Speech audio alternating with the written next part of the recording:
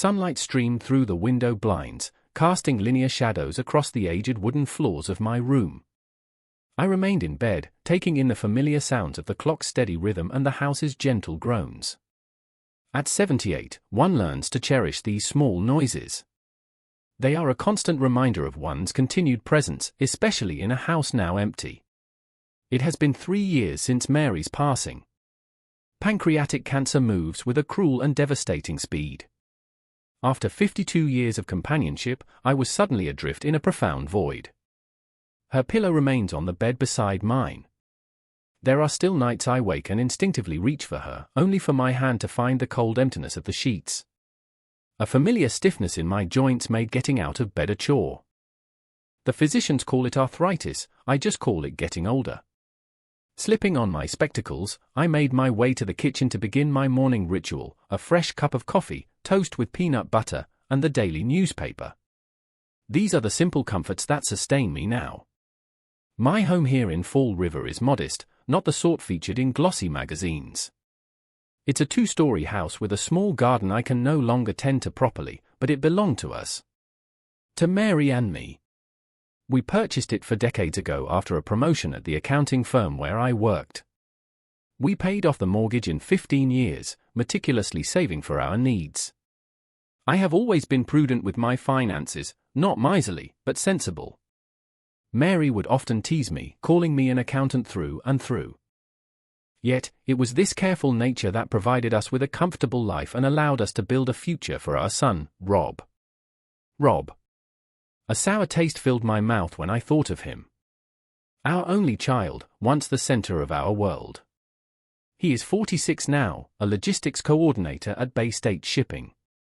He and his wife, Josie, make a point to visit the old man once a month. Today was that day. I glanced at the refrigerator calendar, though the date was already etched in my mind. The 3rd Saturday of every month, from 11 in the morning until 1 in the afternoon, like clockwork. I rubbed my temples, already feeling the onset of a headache. These visits always left me with a feeling of disquiet. The doorbell chimed at precisely 11. Punctuality was one of the few lessons from his upbringing that had stuck with Rob. "Dad," he said, giving me a hug that felt more obligatory than affectionate. "Are you losing weight? Have you been eating properly?" His hair, once dark like Mary's, was now chemically lightened and cut in a trendy, expensive style. He wore too much cologne for a Saturday morning. "Hello, Rob," I said, stepping back and looking past him to Josie, who stood awkwardly on the porch.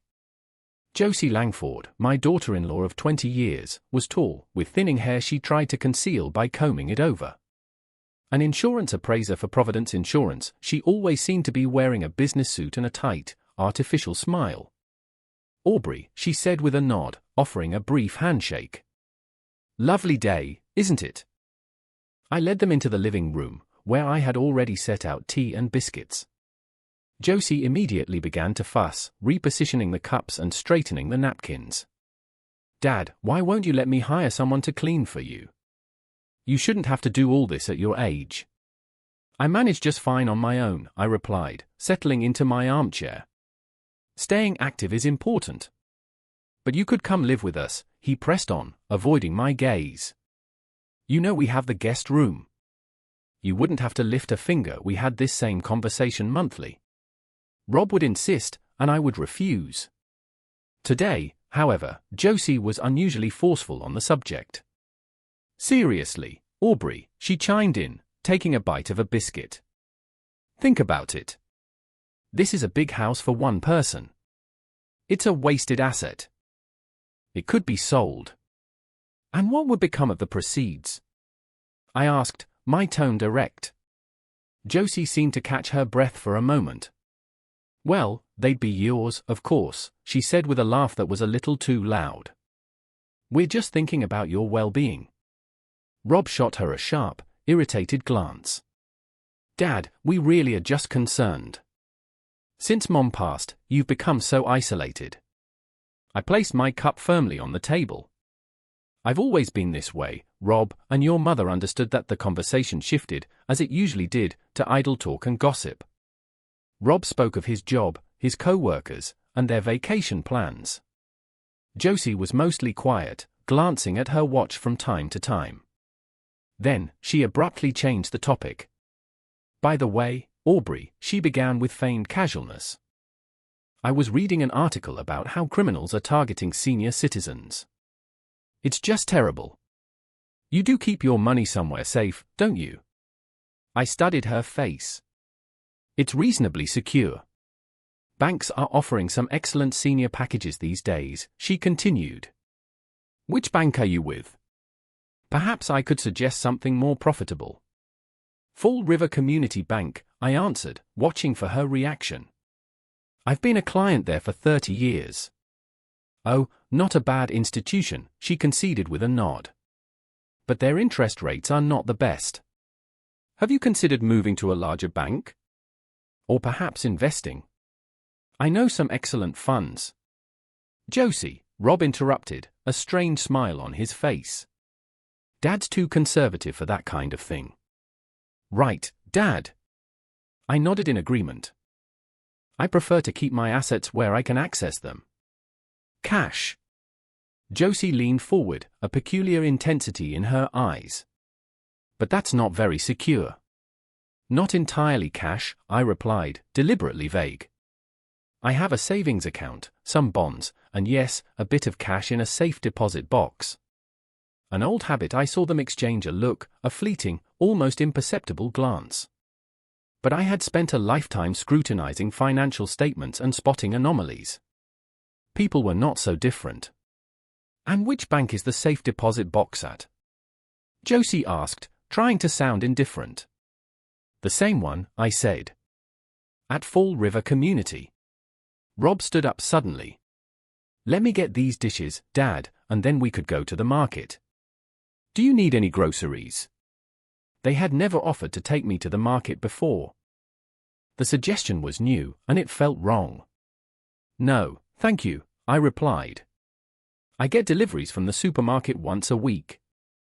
It's quite convenient." "But fresh produce, Dad."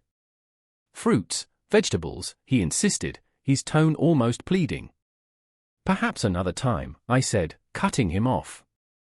The visit ended quickly after that. Rob gave me another perfunctory hug. Josie's handshake was unusually firm. They left with a promise to return in a month, or maybe sooner, just to check on you. I watched their silver Lexus drive away, a vehicle that seemed well beyond their financial means. I had always suspected Josie was drowning in debt. Mary used to say I was too harsh on her, but Mary always chose to see the good in everyone. I chose to see the inconsistencies. That evening, I sat in my study, looking at an old photograph of Mary. It was taken on Cape Cod, her hair blowing in the sea breeze, her face illuminated by a joyful smile. That was how I wanted to remember her, vibrant, laughing, authentic. "Something is happening, Mary," I whispered to the picture. "And I don't like it one bit." I opened the bottom drawer of my desk and took out a file. My financial records were in impeccable order, down to the penny. Bank statements, tax forms, investment summaries. I went through them, confirming everything was accounted for. It was odd that Josie had been so curious about my safe deposit box. It was even odder that I had mentioned it. Perhaps my age was making me less guarded. Or perhaps, on some level, I wanted to see how they would react. In any case, I knew I needed to be more vigilant than ever.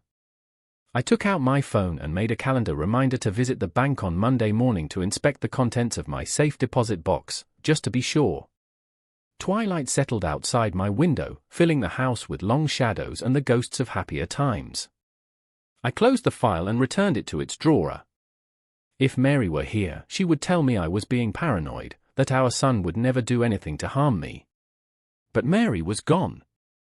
And I had always placed more faith in numbers and facts than in people. The facts were telling me that something was deeply wrong. I could feel it as surely as I could feel the ache in my joints before a storm. I switched off the lamp and went upstairs. Placing my glasses on the nightstand next to Mary's picture, I lay down on my side of the bed, leaving her side unoccupied, as always.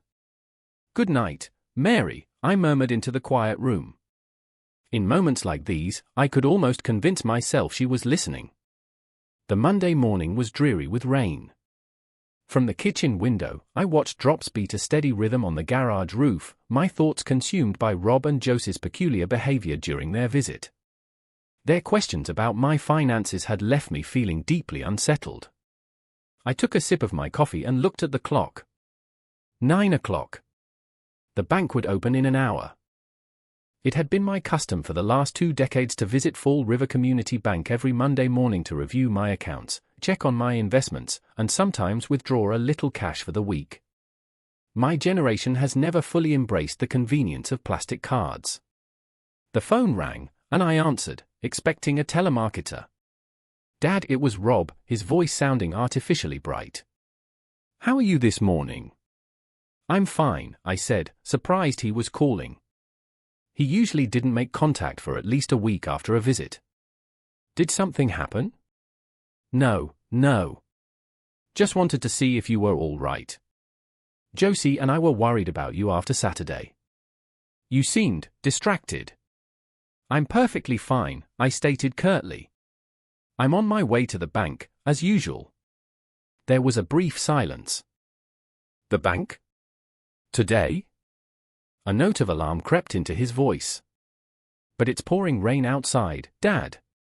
Why not wait until tomorrow?" "The rain isn't a problem," I said, looking out the window. "Besides, I have an umbrella." "All right," he conceded, though his reluctance was obvious. "Just be careful. And Dad, you'll call me if you need anything, won't you? Any kind of help?" Of course, I lied. After the call, my sense of unease intensified. Why was he so concerned about my trip to the bank? I retrieved an old raincoat and a worn umbrella from the hall closet. Before leaving, I checked the small safe hidden behind a painting in my study. Everything was where it should be: passport, birth certificate, the deed to the house, my will. The bank was a 15-minute walk away. I chose to walk despite the downpour. My doctor, Dr. Shapiro, was always reminding me about the importance of staying active at my age. Inside the bank, I was greeted by Doris, a teller who seemed to have worked there even longer than I'd been a customer. Her once red hair was now completely grey, but her smile remained as friendly as ever. Mr. BIS, punctual as always, she welcomed me. "Hello, Doris. How are the grandchildren?" We exchanged our usual pleasantries before I addressed my reason for being there. I reviewed my accounts, everything was in order. Then, I requested access to my safe deposit box. "Of course," Doris said with a nod. "Thomas will see you to the vault." Thomas, a young bank employee I didn't recognize, led me to the secure room. I unlocked my box and felt a wave of relief as I saw that its contents were undisturbed. The bonds, the small stash of emergency cash, and Mary's family jewelry, which I was keeping for Rob even though he didn't know it existed. On the walk home, I had the distinct sensation of being watched. I glanced back and saw a silver Lexus, identical to Josie's, parked on the opposite side of the street from the bank. As I looked, the car pulled away from the curb and vanished around the corner. Back home, the first thing I did was go to my study. Something felt out of place, though I couldn't immediately identify what. The papers on my desk appeared untouched, yet I had a nagging feeling that someone had been looking through them. I began a systematic search of every shelf and drawer. In the bottom drawer of the desk, where I kept my real estate documents, the folder seemed undisturbed. But when I opened it, I saw that several pages had been rearranged. I have always been methodical about my paperwork and knew exactly how I had left them. A cold dread washed over me. Someone had been in my house, in my study, sorting through my personal effects, and it could only have been Rob and Josie. No one else had a key. I picked up my phone and called a security company. The following day, they installed cameras and motion sensors throughout the house. The young technician, a man with tattooed arms, gave me a quizzical look when I insisted on a camera being aimed directly at my study. "Expecting burglars, Mr. BIS?" "Not burglars," I answered. "Family," he nodded as if he understood and asked no more questions. The next morning, the mail carrier delivered a letter from the bank. I opened it, expecting a routine statement. Instead, it was a notification of a request for a duplicate key to my safe deposit box. The letter stated that the request was made 3 days prior, on October 3rd, and that bank policy required them to inform the primary owner before issuing a replacement. My hand shook as I read the letter again. I had never asked for a duplicate key. Ever. I immediately called the bank and asked for the manager, Mr. Foster. Mr. BIS, how can I help you? His voice sounded solicitous. I've received a notice about a request for a duplicate key to my safe deposit box, I said. I never made such a request. There was a pause. One moment, let me check the system. I could hear the tap of a keyboard. Yes, I see the request was logged on October 3rd. It's a standard procedure if a key is lost. Are you certain you didn't file the request? Absolutely certain, I said, my voice firmer than I felt. I want that request cancelled immediately, and I want to know who initiated it. Of course, Mr. BIS, we will launch an internal investigation. Would you also like to change the access code for your box? Yes, and I want to restrict access to all my accounts. No transactions without my physical presence at the bank. After speaking with Mr. Foster, I sat by the window, watching the street and thinking. A plan was taking shape in my mind, a grim and simple one. Rob and Josie were attempting to seize my assets.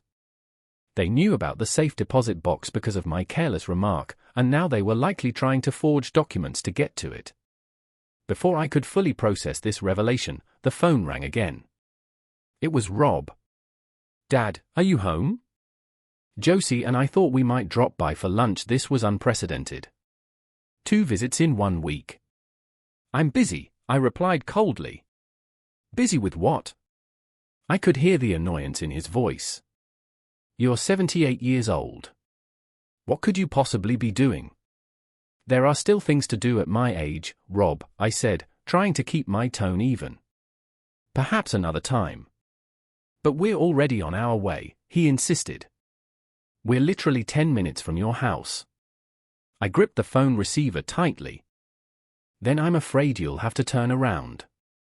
I'm leaving in 5 minutes. Where are you going? He sounded alarmed now. To see my lawyer, I lied. A lawyer? What for? Personal matters, Rob. I'll call you later. I hung up the phone before he could reply. I quickly got dressed and left the house, just in case they decided to come by anyway. I couldn't bear to see them, not now that my suspicions had solidified into painful certainty. Instead of going to a lawyer's office, I went to a local coffee shop. Sitting by the window with a hot cup of coffee, I watched the cars pass. I took out a small notebook and started listing everything I knew: Rob and Josie's strange behavior, their sudden fixation on my finances, the disturbed documents, the request for the duplicate key. I was so engrossed that I didn't notice someone approach my table. Mr. BIS? I looked up to see Thomas, the young bank employee who had taken me to the vault the day before. May I join you? He asked softly. I nodded, surprised to see him. I'm not sure if I should be telling you this, he began, glancing around nervously, but I feel you ought to know. Last night, I saw Mr. Parker talking to a woman in a business suit. They were discussing safe deposit boxes, and I clearly heard them mention your name. Mr. Parker? I asked. Bradley Parker. He's in customer service. And this woman, she identified herself as your daughter-in-law. The blood drained from my face. Are you certain? Thomas nodded. Absolutely. They were talking about some kind of plan, and Mr. Parker said something like, everything will be ready by Friday. Why are you telling me this? I asked, studying his face. Because what they're planning is wrong, he said. And my grandmother lost her entire life savings to scammers. I wouldn't want to see that happen to anyone else. I thanked him and pressed a $20 bill into his hand, which he initially refused but eventually took. Be careful, Mr. BIS, he said as he left. If I were you, I'd check all my legal papers. Mr. Parker specializes in powers of attorney and wills. When I returned home, I saw that Rob and Josie had indeed come by. A note was stuck to the front door. "Dad, call me when you get home." It's important I did not call. Instead, I reviewed the footage from the newly installed cameras. One of them clearly showed Rob using his key to open the door, with Josie following him inside. They were in the house for about 20 minutes, spending most of that time in my study. Before they left, Rob put the note on the door, and Josie slipped something into her pocket. The angle wasn't good enough to see what it was. I immediately began to check my paperwork again. The folder with my bank statements was missing several pages. The deed to the house was there, but the final page, the one with my signature, was gone. A cold realization washed over me as I understood the scale of their scheme. That night, just as I was preparing for bed, the phone rang. I let the answering machine take it. "Dad," Rob's voice sounded worried. "We came by today, but you weren't there. Please call me as soon as you get a chance. It's very important. It's about your health. Dr. Shapiro called us. He's concerned." I knew it was a lie. Dr. Shapiro would never call Rob. He valued patient confidentiality far too much. Besides, I had seen him just last week, and he'd told me I was in excellent shape for my age. I turned off the phone and sat in the armchair by the window. The lights of Fall River, the city I had called home my entire life, twinkled in the darkness. Out there, in one of those houses, my own son and his wife were plotting to rob me. "What would you do, Mary?" I whispered, looking at her photograph. Mary always saw the best in people, sometimes when they didn't deserve it. But she was also a strong woman who would not be taken advantage of.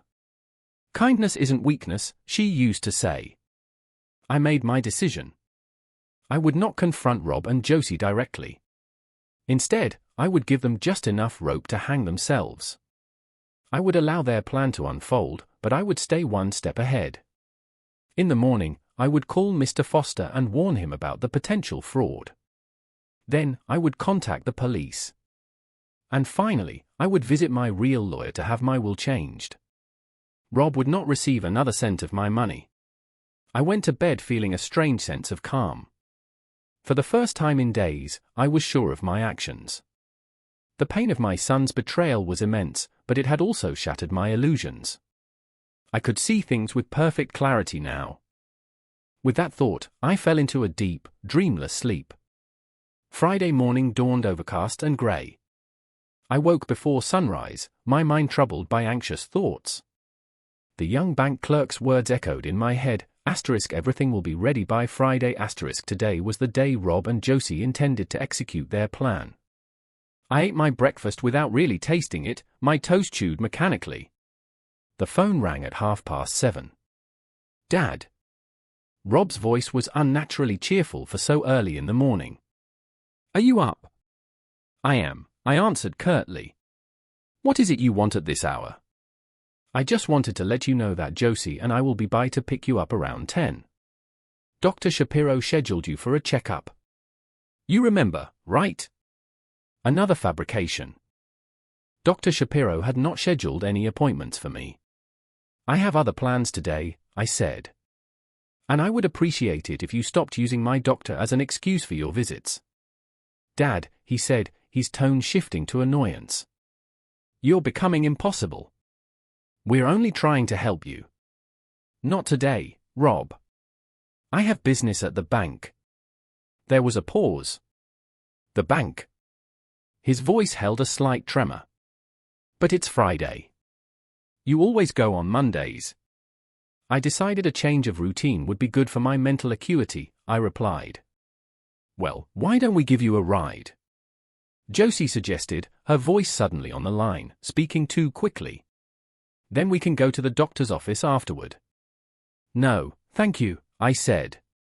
"I prefer to walk." After hanging up, I called the police and reported my suspicions. Sergeant Maradi, a veteran officer I remembered from his days walking the beat in our neighborhood, listened patiently. "Mr. BIS, if you believe a crime is in progress, we can have a plainclothes officer at the bank." "I would be very grateful, Sergeant."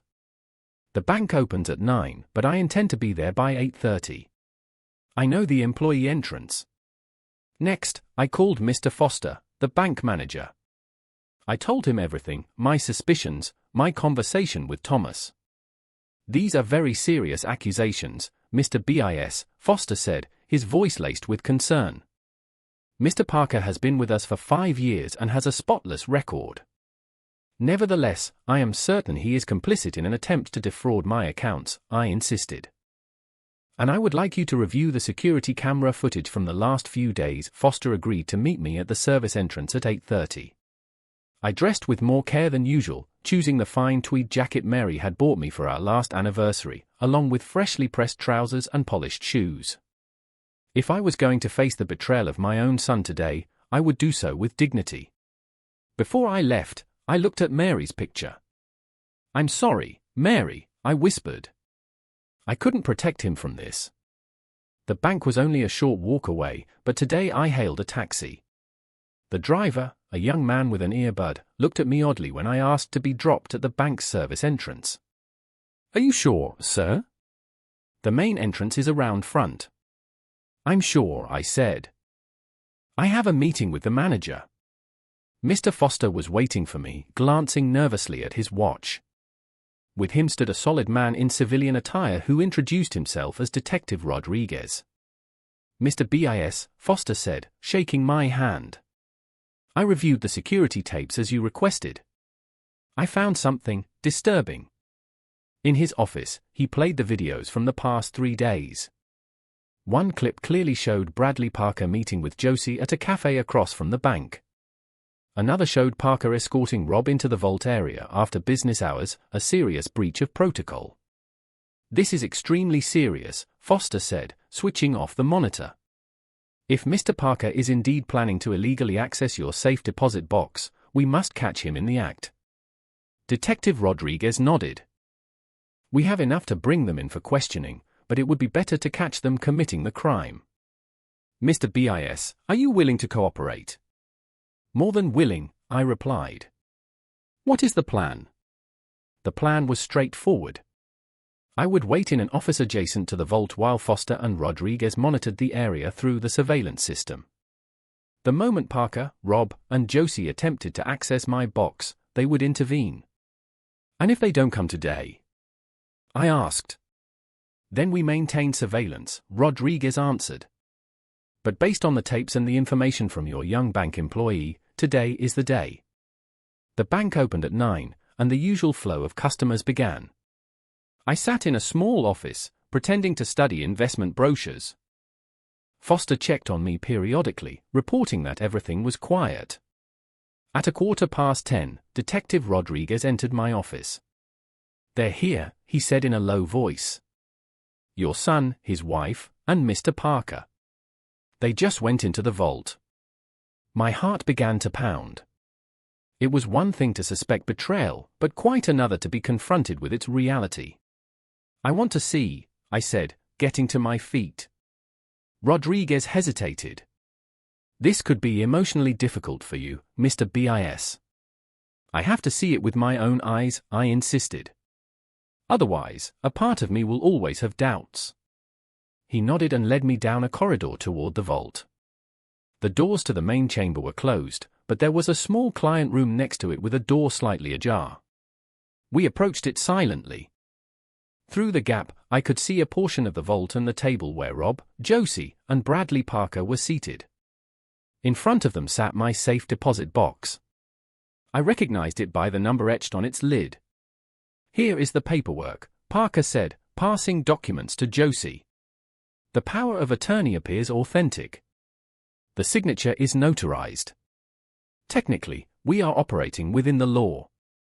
"Of course we are," Josie replied with a self-satisfied smirk. "Aubrey signed it himself." I knew that was a lie. I had never signed any such document. "What if he comes to check the box?" Parker asked nervously. "He does so regularly." "Not today," Rob said with a grin. "I took care of that. He's expecting us to pick him up at 10. By the time he figures out we're not coming, it will be over." Parker opened the safe deposit box and began to place its contents on the table: bonds, property deeds, envelopes of cash. "How much is in here?" Josie asked greedily, reaching for one of the envelopes. "I'd estimate around $200,000 in bonds and $50,000 in cash," Parker answered. "Plus the real estate deeds, which you can use to transfer the property." "Excellent," Josie said, rubbing her hands together. "My contact at the notary's office will handle the paperwork retroactively. We'll own the house by the end of the day." "And what about the old man?" Parker asked. "We've already prepared the documents for the nursing home," Rob answered coldly. "With his signature on the power of attorney, we can have him committed. Josie's colleague, Dr. Mitchell, is prepared to certify him as incompetent." My stomach churned. My own son was plotting to lock me away in a nursing home against my will, to steal my home, my savings, everything Mary and I had worked for our entire lives. "That's enough," I whispered to the detective. "I've seen and heard all I need to." Rodriguez nodded and spoke quietly into his radio. A moment later, the vault door swung open, and two uniformed officers entered, followed by Mr. Foster. "Bradley Parker," Foster began, his voice official and stern. "You are in violation of bank protocol and the law by providing unauthorized access to a client's safe deposit box." Parker went pale, dropping a stack of papers he was holding. "Mr. Foster, I can explain. They have a power of attorney." "A forged power of attorney," Detective Rodriguez corrected, stepping into the room. "Josie Langford, Rob BIS, Bradley Parker. You are under arrest on suspicion of conspiracy to commit fraud, forgery, and grand theft." Rob froze, his face a mask of shock. Josie tried to stuff an envelope of cash into her pocket, but an officer quickly restrained her. "What is happening?" Rob whispered. "This has to be a mistake." At that moment, I stepped out from behind the door and stood before them. Rob's face turned ashen when he saw me. "Dad? What are you doing here?" "Watching my only son attempt to rob me and have me committed to a nursing home," I answered, my voice steady despite the rage boiling inside me. "It's not what you think," Josie began, attempting a smile. "We were just trying to help you manage your finances." "Be quiet, Josie," I cut her off. "I heard everything. The power of attorney, the nursing home, the declaration of incompetence. All of it." Rob began to sob, but his tears evoked no sympathy from me. There had been too many years of pretense, too many lies. "How could you, Dad?" he cried. "Calling the police on your own family." "A family doesn't steal from its own," I retorted. "A family doesn't lock its elderly members away to seize their property." The officers placed all three of them in handcuffs. Parker stood silently, his head bowed. Josie began to ramble, making excuses about her debts and financial problems as if that justified her actions. Rob continued to weep, shooting accusatory looks at me, as if I were the one to blame for his downfall. "Mr. BIS, Detective Rodriguez said to me, we'll need a formal statement from you. Are you ready to provide one?" "Right now," I answered firmly. As they were led from the vault, Rob paused beside me. "You're going to regret this, Dad," he hissed, his tears replaced by a snarl of anger. "You'll die all alone, and no one will even come to your funeral." I looked him directly in the eyes. They had once so resembled Mary's, but now held none of her warmth. "I am alone now, Rob. I have been for years, ever since you decided my money was more important to you than I was." He was led away, leaving me standing in the middle of the vault, surrounded by scattered papers, the fragments of the life Mary and I had built together. Mr. Foster approached and placed a hand on my shoulder. "I am so very sorry, Mr. BIS. The bank will, of course, cover any damages and conduct a full internal review. Mr. Parker will be terminated effective immediately." "Thank you," I replied automatically, my mind still struggling to process the events. Detective Rodriguez drove me to the station to give my statement. I answered questions, signed forms, and provided evidence in a state of numbness, my mind shielding itself from the raw pain of the betrayal. Mr. BIS, Rodriguez said gently when we had finished. I understand how difficult this is. I've seen my share of family betrayals in this job, but it never gets any easier, especially when it's your own child. You know what's strange, detective? I said, looking at him with weary eyes. I'm not even surprised. Deep down, I think I always knew Rob saw me as a bank account. I just didn't want to admit it. Rodriguez nodded. Do you need a place to stay for a few days? In cases like this, we sometimes recommend a temporary change of environment. No, I said, shaking my head. I'm going home. It's my home, and I won't let them drive me out of it, not even for one night. Leaving the police station, I felt a peculiar sense of relief, as though a great weight I had carried for years had been lifted from my shoulders. There would be no more pretending that Rob and I had a normal relationship, no more making excuses for his coldness and greed. The truth, however bitter, was liberating. I walked home slowly, and for the first time in a long while, I simply enjoyed the act of being. The air felt cleaner, the colors of the autumn leaves more vivid. At the corner of my street, I stopped at a small flower shop and bought a bouquet of white roses, Mary's favorite. At home, I placed the roses in a vase next to her picture. You were right about so many things, Mary, I said to her smiling face. But you were wrong about Rob. He did not turn out to be the good man you hoped he would be. The phone rang several times that evening. I didn't answer. I let the machine record the messages, one from Rob's lawyer, one from his mother-in-law, even one from a neighbor reporting that poor Rob had called her in a hysterical state. Not one of them asked how I was doing after being betrayed by my son. Not one of them seemed to care. The final message was from Rob himself, likely recorded at the police station. Dad, his voice was hoarse from crying. Please, drop the charges.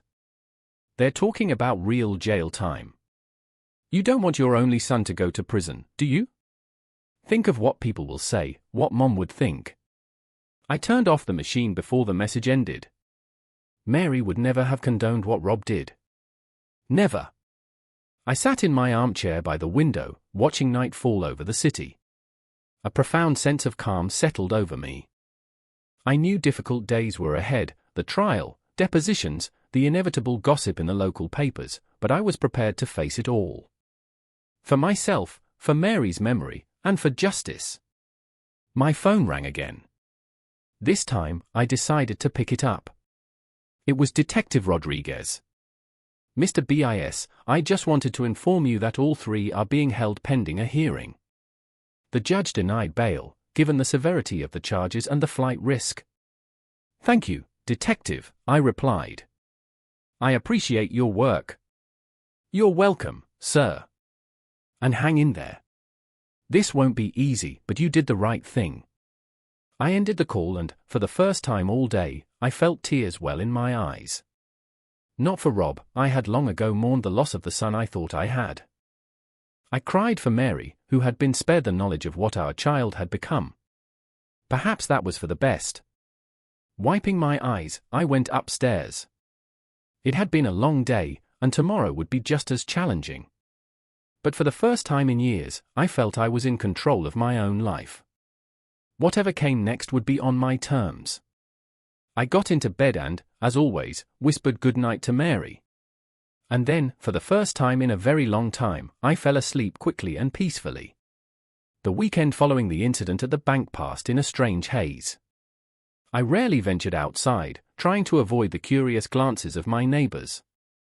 In a small town, news, especially scandalous news like this, travels with lightning speed. A son and daughter-in-law attempting to swindle their own father with the help of a corrupt bank employee was the talk of the town. On Monday morning, my doorbell rang. Standing on my porch was Mr. Foster, the bank manager, clutching a leather briefcase and wearing a strained expression. Mr. BIS, he said, extending a hand. May I come in? We need to discuss this. I showed him into the living room and offered him coffee, which he refused. I sat opposite him, watching as he fumbled with the clasps of his briefcase and produced a file of documents. First and foremost, he began formally, I want to extend an official apology on behalf of Fall River Community Bank for the events of last Friday. The actions of our employee, Mr. Parker, are entirely unacceptable and violate every principle our institution stands for." I simply nodded, saying nothing.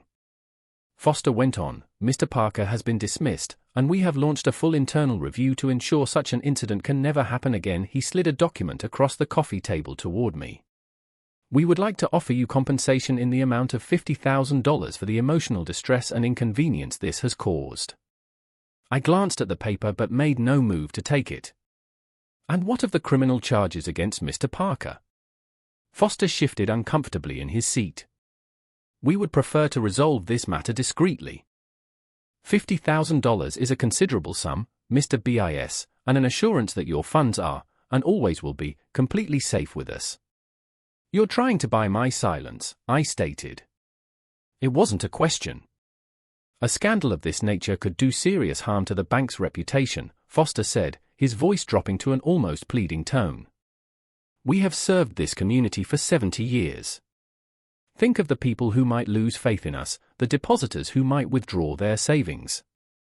What about the depositors whose savings could be stolen by your corrupt employees?" I asked sharply. "You must realize that Parker may have done this before. And he may not be the only one." Foster paled.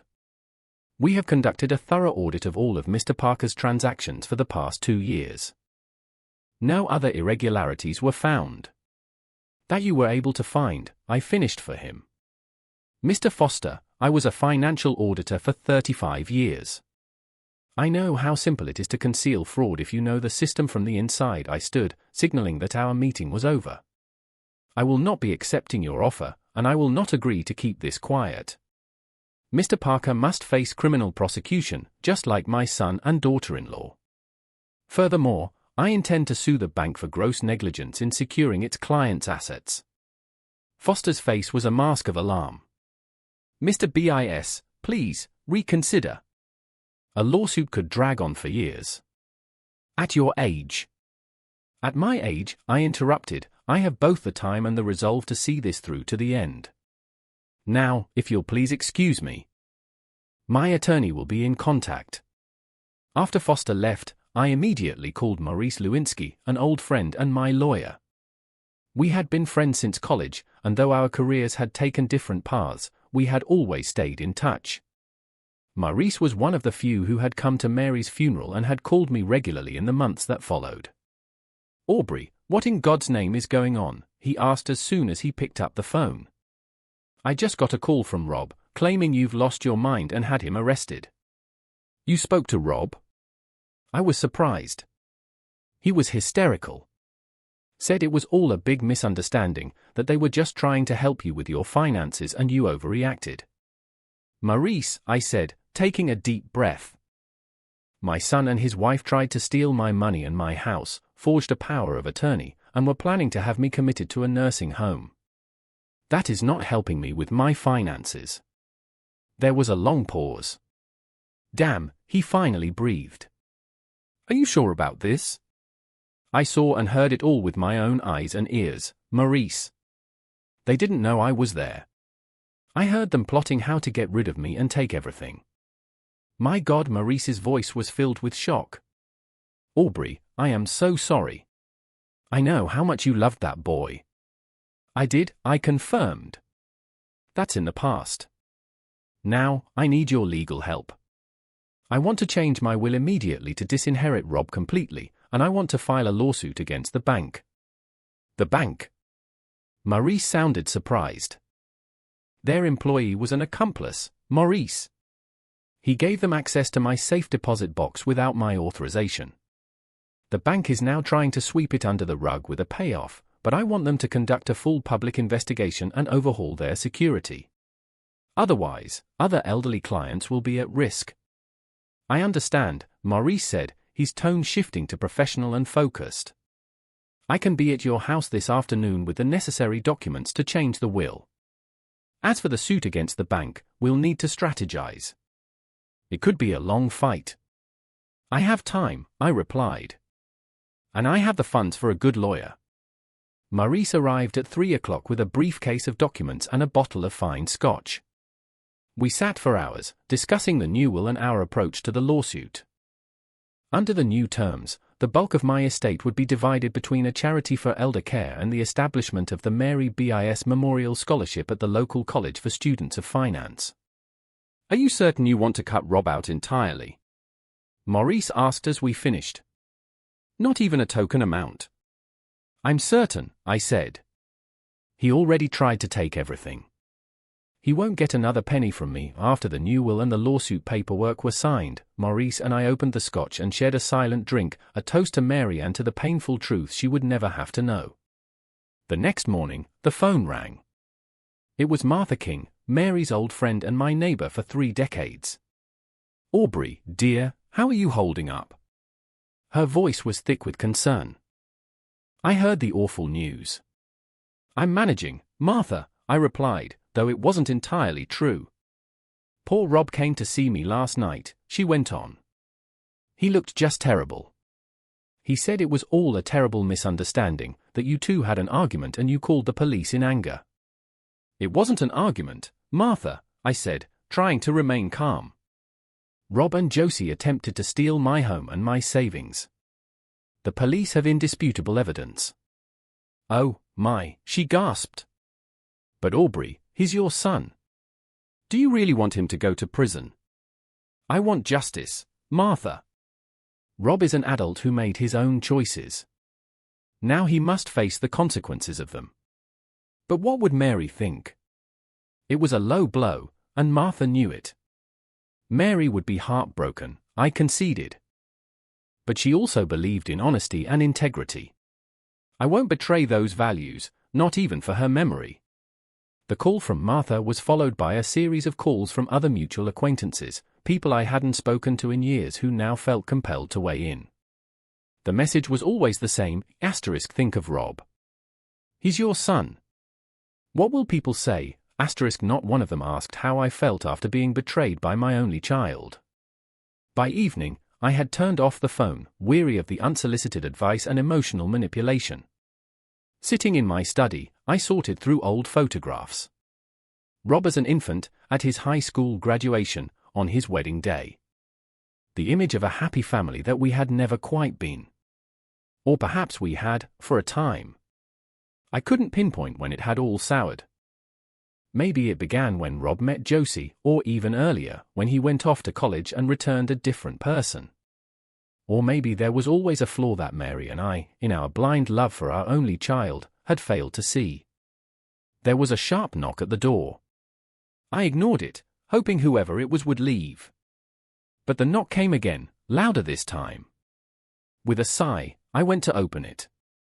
On the doorstep stood Josie's mother, Vivian Langford, a tall, severe woman who shared her daughter's unpleasant expression. "Mr. BIS," she said, foregoing any greeting. "We need to talk." "We have nothing to discuss, Mrs. Langford." I tried to shut the door, but she blocked it with her foot. "My daughter and your son could go to prison because of your stubbornness," she said, her voice like ice. "Is that what you want?"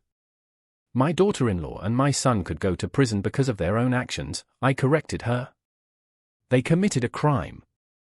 They were just trying to secure their future," she said, pushing her way into my foyer. "That money was going to go to Rob after you died anyway. They were just expediting the process." Her words, spoken with such casual amorality, shocked me more than the crime itself. This woman genuinely believed her daughter had a right to my money simply because she was married to my heir. "Get out of my house," I said, feeling a surge of anger. "Now. Or I will call the police." Vivian smirked. "Another scandal, Mr. BIS? The whole town is already gossiping about the old man who put his own son in jail.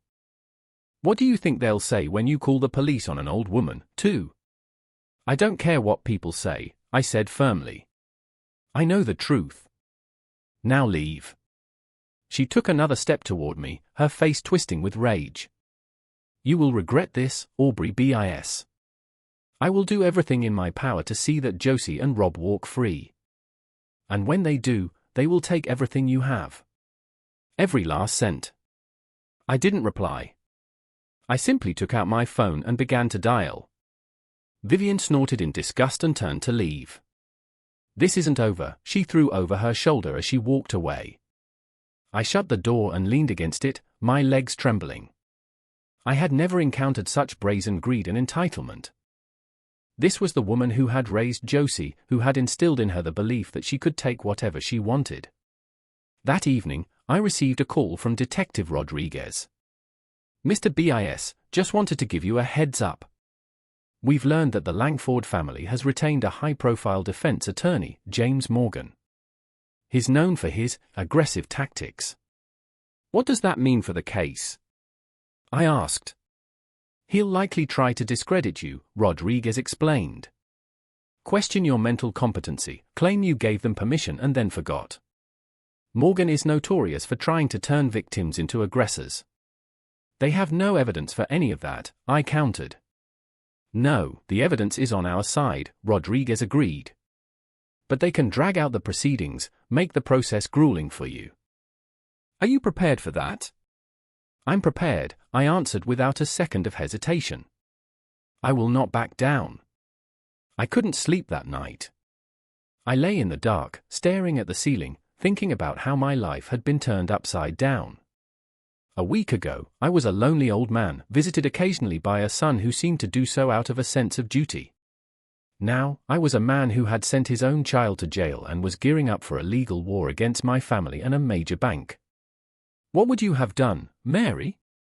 I whispered into the darkness, knowing no answer would come. But somehow, I felt she would have approved. She always believed in doing what was right, no matter how painful. The next morning, I woke with a renewed sense of purpose. After breakfast, I called Maurice and told him to expedite the lawsuit against the bank. "I want it filed as soon as possible," I said, "while I still have the energy to fight." "Aubrey, are you sure?" Maurice's voice was filled with concern. "This will be an exhausting, emotional battle." "I'm sure," I replied firmly. "I won't let them win. Not Rob and Josie. Not the bank. Not any of them." "All right," Maurice said after a moment. "I'll file today." "And Aubrey, I'm proud of you. Not many people would have the fortitude to fight back in a situation like this." His words meant more to me than I could have expressed. In a world that seemed to be turning against me, it was vital to know that at least one person stood with me. After the call, I went out for a walk for the first time since the incident. It was a clear, crisp autumn day.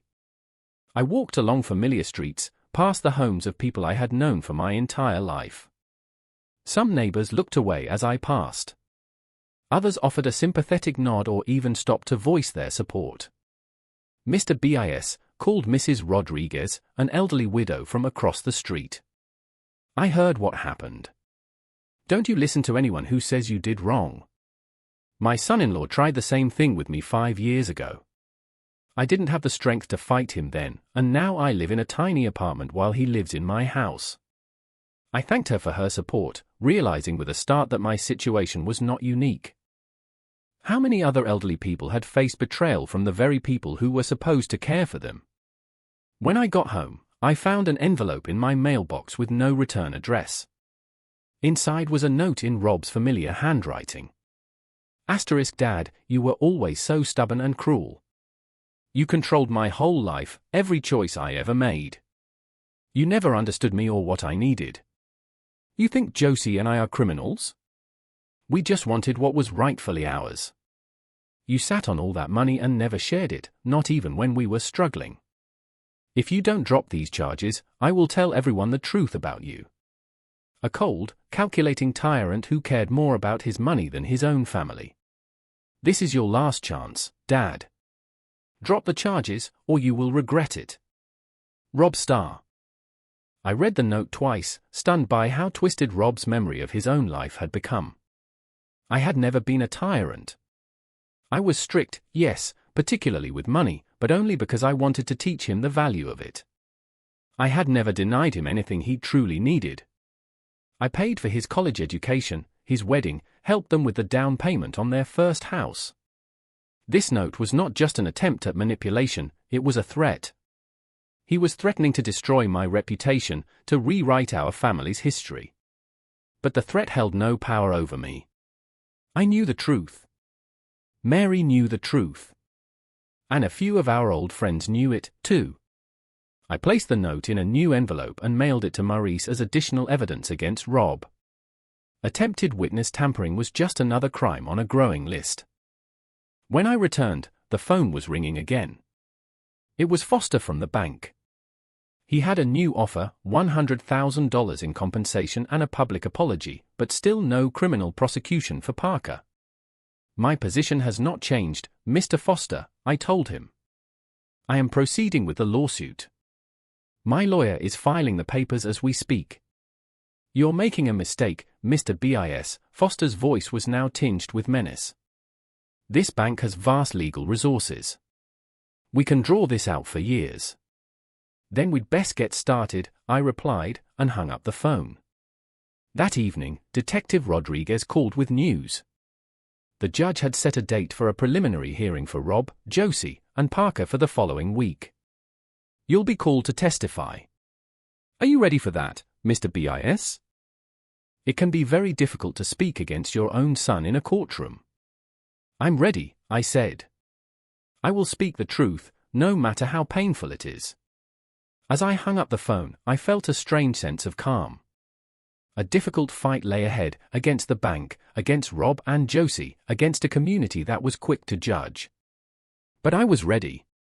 For the first time in a long time, I felt I was fighting for something that mattered. Not just for my money or my property, but for a principle. For justice. For the truth. We'll get through this, Mary, I said, looking at my wife's photograph. We always have, and for the first time since she passed, I felt as if she could actually hear me. The Bristol County courtroom was filled to capacity for the first hearing. It seemed the entire population of Fall River had turned out to witness the family drama now playing out in public. I sat in the front row with Maurice, maintaining an outward composure, though my stomach was in knots. When Rob, Josie, and Parker were led in, I made myself look at them. Rob appeared gaunt, with dark shadows under his eyes. Josie tried to maintain a look of defiant arrogance, though her normally immaculate hair was disheveled.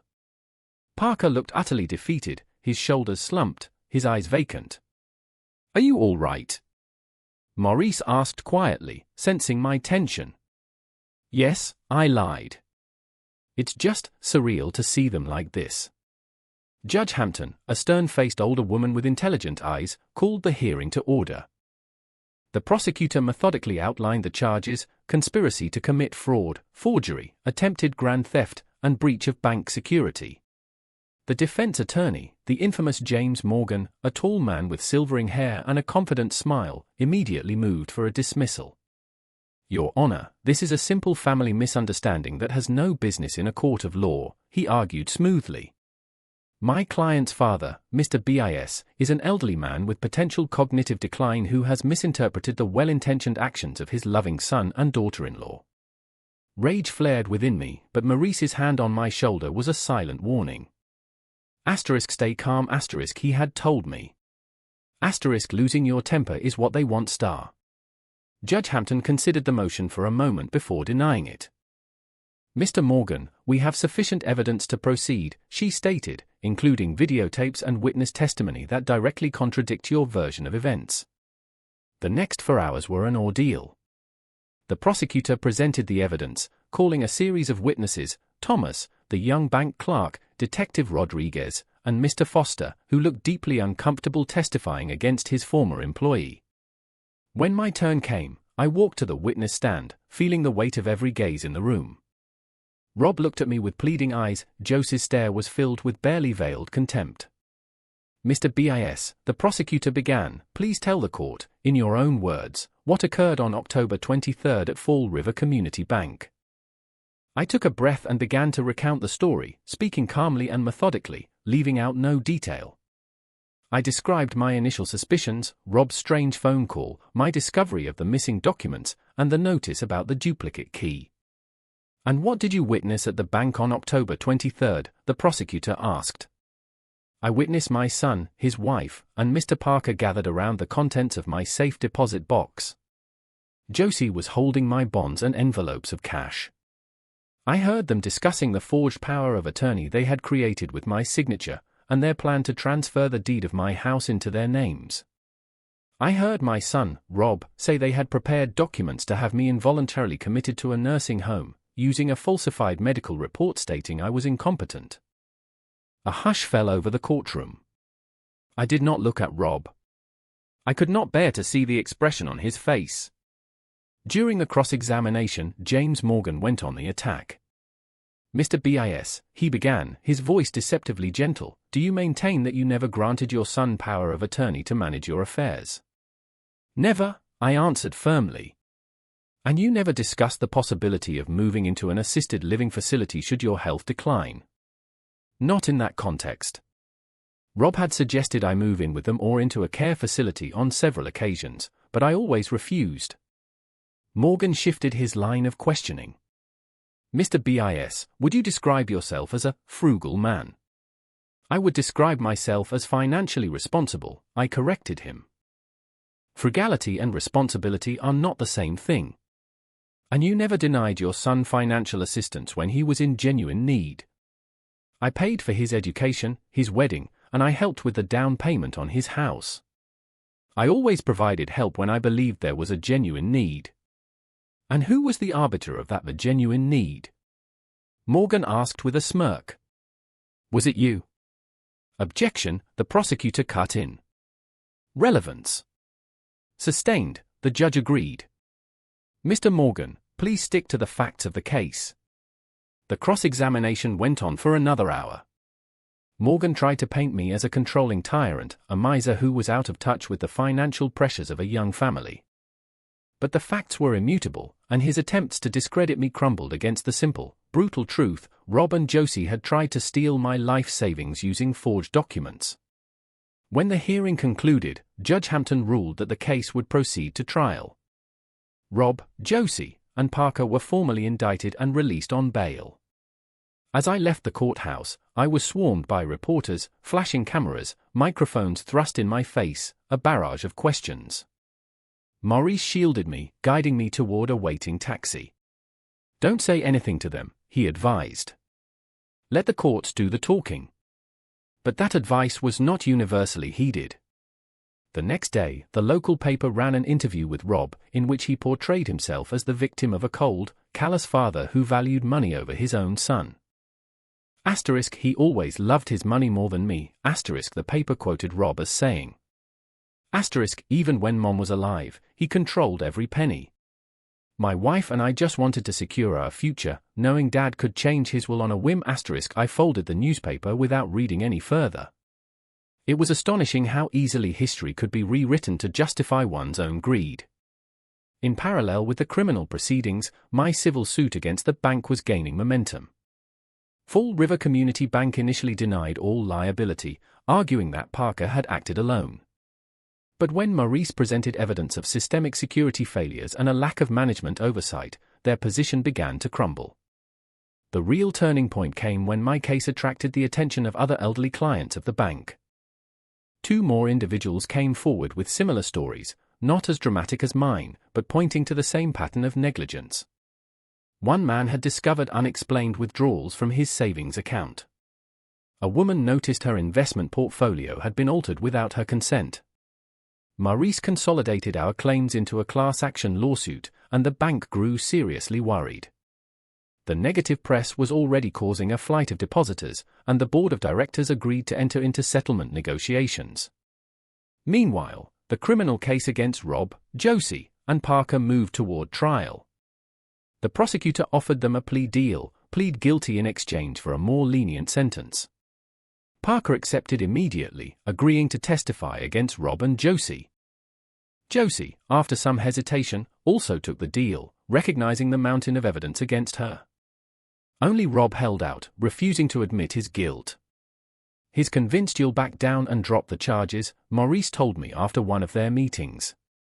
"Or that he can convince a jury he was just a caring son trying to protect his mentally feeble father."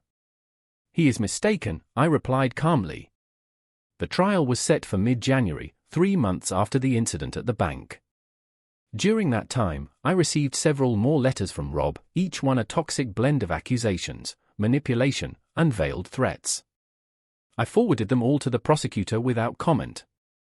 In December, Fall River Community Bank offered a final settlement for the class action suit, full compensation for all affected clients, a complete overhaul of their security protocols, the termination of several key executives, including Mr. Foster, and a public apology. My portion of the settlement amounted to $450,000, a significant increase from their initial offer of $50,000. Do we accept? Maurice asked, showing me the agreement. Yes, I said after a moment's thought. The money couldn't restore my relationship with my son, but perhaps it could do some good for others. Rob's criminal trial began as scheduled in January. Parker and Josie, as part of their plea agreements, testified for the prosecution, corroborating every detail of the fraudulent scheme. Rob looked utterly broken as his own wife testified against him, describing how they had planned the entire affair for months. It was his idea, Josie stated, refusing to meet her husband's gaze. He said his father was getting forgetful and that we needed to take control of his finances before he gave it all away. Rob's face twisted in an expression of rage and betrayal. Now he knew how it felt. The jury deliberated for less than 2 hours before returning a verdict, guilty on all counts. Judge Hampton sentenced Rob to 3 years of probation, extensive community service, and a fine of $200,000. Josie, for her cooperation, received 2 years probation and a $150,000 fine. Parker was given 1 year of probation and a smaller fine, but was permanently barred from working in the financial industry. As the judge read the sentence, I looked at my son, searching for any sign of remorse. I saw none. Only a bitter resentment, at me, at Josie, at the world. But not at himself. After the trial, Detective Rodriguez approached me. Justice was served, Mr. BIS, he said, shaking my hand. Though I imagine this gives you no pleasure. No, I agreed. But it was necessary. Not just for me, but for other seniors who could become victims of schemes like this. You're a very courageous man, Rodriguez said. Not many would have had the strength to see this through. I thanked him and left the courthouse, where Maurice was waiting. We had planned to mark the end of this painful chapter with dinner at a quiet Italian restaurant Mary had loved. But there was someone else waiting for me on the courthouse steps. It was Rob. He stood alone, no lawyer, no Josie. His eyes were red-rimmed from crying, his face pale. "Dad," he began, his voice trembling. "Can we please talk?" I stopped and looked at him, my only child, the boy I had once loved more than life itself. "About what, Rob?" I asked evenly. "I made a horrible mistake," he said, taking a step toward me. "I was under Josie's influence.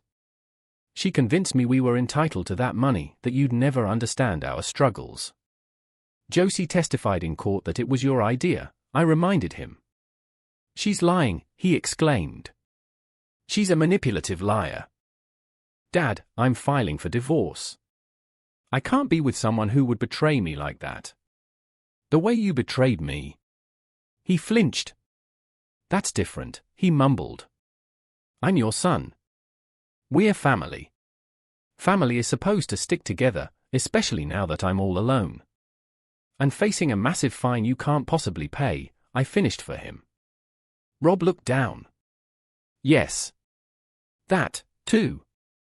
The house is in foreclosure. The bank accounts are empty. Josie gambled it all away on bad investments. I don't know what to do, Dad. You're my only hope." "For what, Rob?" "Another chance to get your hands on my money." I shook my head. "I've had my will changed. You will not inherit a single cent. It's all going to charity and to a scholarship fund in your mother's name." His face contorted with fury, the mask of remorse slipping away to reveal his true nature. "You can't do that. I'm your son. Your own flesh and blood. Blood does not give you the right to lie, to steal, and to betray," I said quietly. "Goodbye, Rob." I turned and walked to where Maurice was waiting, ignoring the sound of Rob's voice behind me. He was shouting now, accusations, curses, threats, all the ugly things he must have been thinking for years but had kept hidden until now. Are you all right? Maurice asked as I got into his car. Yes, I said, and was surprised to find that it was true. I'm fine. A month after the trial, I received a letter from Josie. She wrote that the divorce was final, that she was deeply sorry for her actions, and that she hoped one day I might find it in my heart to forgive her. I did not reply. Some bridges, once burned, cannot be rebuilt. The settlement from the bank arrived in my account in February. I decided to put the majority of the funds to good use. After consulting with Maurice and several financial experts, I established the Safe Aging Foundation, a non-profit dedicated to providing financial literacy and security programs for senior citizens. Our first workshop was held in March at the Fall River Community Center. I had expected maybe a half-dozen attendees. The room was packed. Over 50 seniors came, many with stories distressingly similar to my own. My son tried to get me to sign a power of attorney, telling me it was for his life insurance, one woman told me. My nephew was helping me with my online banking and was systematically siphoning money from my account, a man shared. I realized I had found a new purpose. Working with a team of volunteer lawyers, financial planners, and social workers, we created a comprehensive program to help seniors protect their assets, recognize the signs of financial abuse, and understand their legal rights. By the end of the year, our foundation had received a state grant and expanded into several neighboring towns. I found myself giving interviews on local television, speaking to newspaper reporters, and conducting one-on-one counseling sessions. One day in spring, 6 months to the day after the incident at the bank, I was walking past the house that had once belonged to Rob and Josie. A for sale sign was staked in the front lawn. A neighbor told me Rob had moved out of state to try and start over. Josie was still in Fall River, working a low-wage job at an insurance agency, the only one that would hire her with a criminal record. I felt no satisfaction or pity, only a quiet sorrow for what could have been if greed had not torn our family apart. That evening, I sat in my study, preparing my notes for the next day's seminar. On my desk sat the photo of Mary from Cape Cod, her hair caught in the wind, her smile radiant. I found my path, Mary, I told her. It's not the one we planned, but maybe it's a better one. I'm helping people now, doing something that feels truly important in the quiet of the house. I could almost hear her soft, approving laugh, the one that had always warmed me on the coldest days. I closed my binder of notes and switched off the desk lamp. Tomorrow was another day, with new people to meet and new stories to hear. Life was moving forward, and for the first time in a very long time, I was grateful for it. As I walked up the stairs to my bedroom, I considered the strange irony of it all. The betrayal of my own son, the most painful experience of my life, had ultimately led me to a new calling, a new community, and a new sense of purpose. Sometimes, from the deepest darkness, an unexpected light can emerge. I got into my side of the bed, leaving Mary's half untouched, as always. "Good night, Mary," I whispered, just as I had every night for the past 3 years. This time, I could almost imagine the silence answering back with a faint, loving whisper, "Good night, Aubrey." I smiled into the darkness and closed my eyes, ready for the new day and whatever it might bring.